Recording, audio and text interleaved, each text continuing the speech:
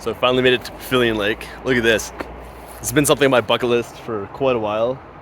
So apparently this is the only lake in the world, like freshwater lake, that has coral. So I'm pretty excited to jump in and go for a dive. It's gonna be more of a scenic dive. I don't think I'm gonna look for trash or treasure or anything. Obviously pull up some trash if I find it, but this lake is absolutely stunning and I'm pretty excited to hop in. So let's get right to it.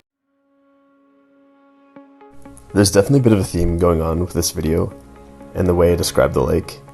I use words such as gorgeous, stunning, beautiful, but none of these very simple words are going to do anything to truly justify the beauty of this lake. This is something that you're going to have to experience for yourself, and I think this should be on the bucket list of every BC diver.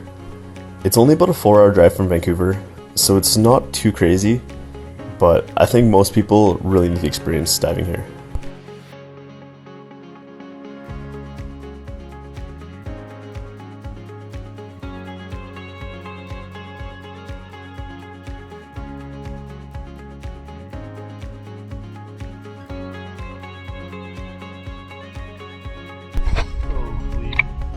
I don't think I've ever swam in water.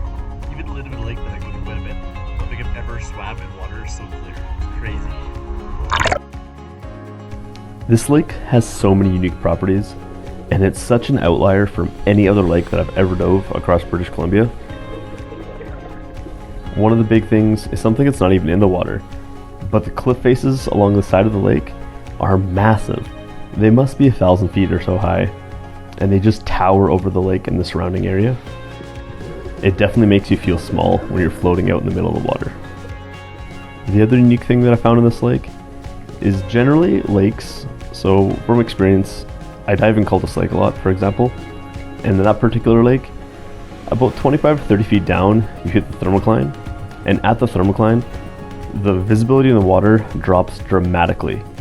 It goes from about 20 feet of visibility down to about 5. But this lake doesn't have that at all.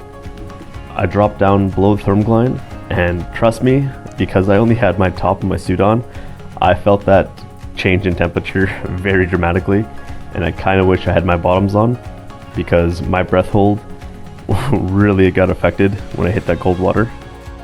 However, I don't think I could have had my bottoms on because the surface was quite warm, and with my black suit in the sun, I would have been roasting. Alright, and the third unique thing about this lake is something that's really funny to say, but the lack of trash. Any lake I dive, even in the ocean, I am constantly finding a lot of man-made items, anywhere from toilets to cans, like you name it, I found it in lakes. This lake was absolutely spotless, other than one bottle around 40 feet deep and a hat that I'm assuming just flew off someone's head when they were kayaking. So it's really amazing to see lakes that have no trash and have just untouched beauty.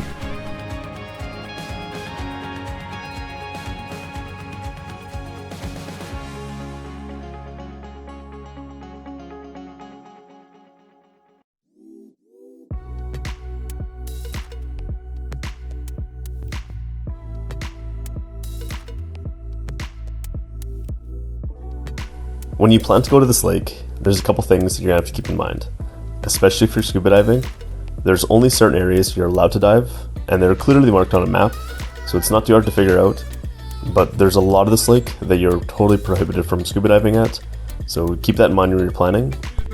And if you want to hit multiple spots, you're probably gonna need a boat because they're quite far apart, and you're not allowed to dive in between them. Scuba divers.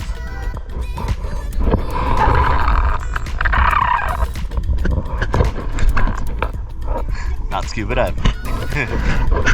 At these dive spots, there are a couple buoys to tie your boat to, so you're not dragging your anchor along the bottom, wrecking some of this stuff down below.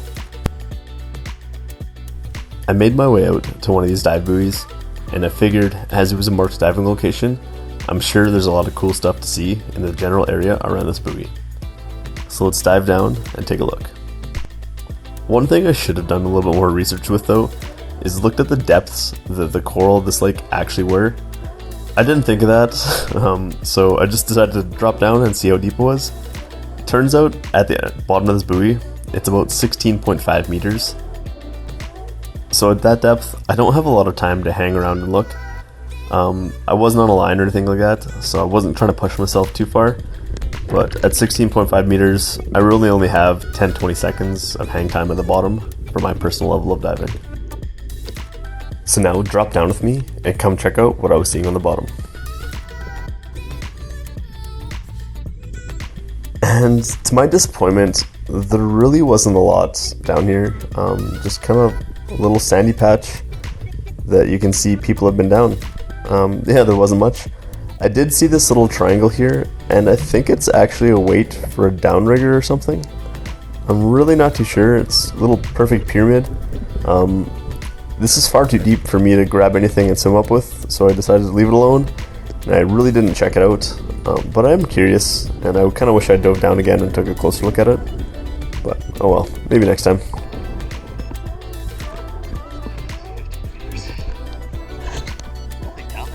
It's weird. Looks like I finally found a piece of some of this freshwater coral. It's not exactly the big ones that I thought I was going to see, but come take a look right now.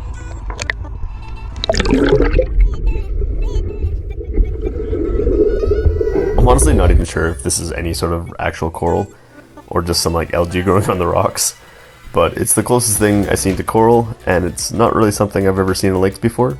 So I'm thinking this is probably the same kind of stuff as the true coral that's growing down deeper in this lake. It's pretty off-white. It's not fancy by any means, but it's quite an anomaly. I'm not sure the science behind it, but it's pretty unique and pretty awesome to see anyway. I've actually been told that this lake is pretty good for fishing, and I've seen a couple schools. I think there were trout swimming around, but due to how clear this lake was, I couldn't get close to them at all. This footage right here, I had my little selfie pole, which is about 11 feet long, out in front of me as far as I could go, and I still couldn't get within 25-30 feet of the fish. They were very skittish, a lot of small little fish swimming around, but I'm sure there's some bigger fish. Where there's small fish, there's gotta be some bigger ones, right? So like I said, I always get a couple pieces of trash. So I got this bottle and this hat. I'm not sure the hat's my style or not, but we'll put it on the trash bin up there, and whoever lost it can get it back. So scuba diving is only permitted in the areas on the map, but I wasn't scuba diving. But we did go to that area anyway. I thought that's where I was gonna find this. This stuff looks amazing, but I can just tell from the darkness of right here that it's probably really, really deep. So the deepest I went down to was 16.5 meters. And apparently the deepest it goes is 65 meters. That's way deeper than I can dive. So the area I dove today was right on the side of this little island here. Went in the water there and dove around here, and there's a dive buoy just around here. And I dropped down to the bottom of that. And because there was a dive buoy there, I was sure there was gonna be this kind of cool structures and stuff. Unfortunately, I didn't see any, and I went down to 16.5 meters, and I really don't go any deeper than that, especially when I'm trying to look around the bottom. So I probably could if I was really excited and saw something cool, but it was just kind of flat bottoms. A bit disappointed in that, but this place is absolutely super jealous of the people that have been able to dive to the bottoms here. But as it says here, the deepest point's actually 65 meters. So I only went 16. I wasn't anywhere near the bottom of this lake. Absolutely gorgeous water though. Definitely gonna come back. Even with scuba, I don't have any advanced tickets or anything like that. So I think that's a bit deep for me. Yeah, it's just awesome though. This lake, can't say enough good things about how clear the visibility was here.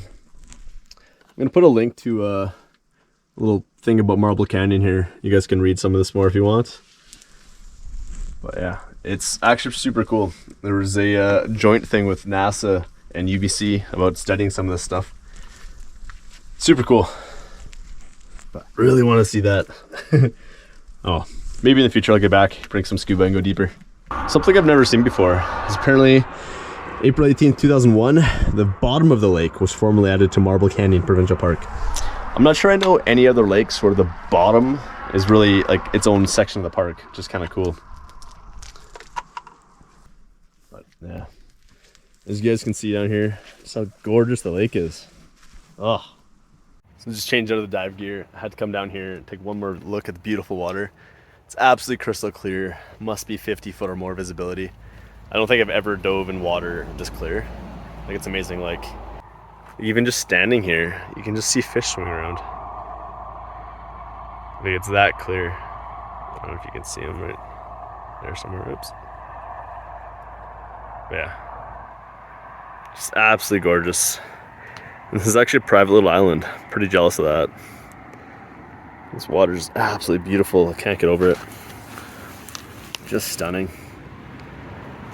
Where else can you have amazing mountains, huge scenic cliffs, and water as beautiful as this here? Look at this, just stunning. Absolutely beautiful.